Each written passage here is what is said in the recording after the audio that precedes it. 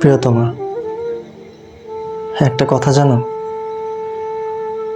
মানুষ ভাবে সে খুব সহজেই কাউকে ভুলে যেতে পারে। আমি একসময় সেটাই ভাবতাম।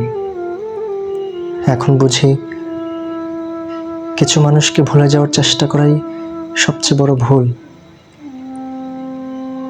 তোমার সাথে কথা বলার সময়গুলো খুব সাধারণ ছিল, কোনো বড় ঘটনা না, কোনো নাটক না, তবুও সেগুলো সবচেয়ে বেশি মনে পড়ে।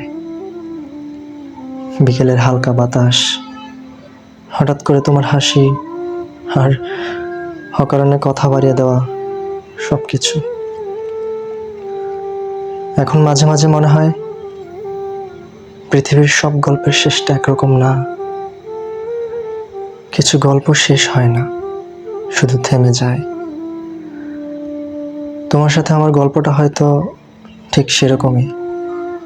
কোনো ঝগড়া নেই, কোনো অভিযোগ নেই, তবু আমরা দুজন দুদিকে হেঁটে গেছি। তবু একটা কথা সত্যি, মানুষের জীবন অনেক মানুষ আসে, কিন্তু হৃদয়ের ভেতর নীরবে জায়গা করে নিতে পারে খুব কম জনই। তুমি সেই অল্প কয়েকজনের একজন।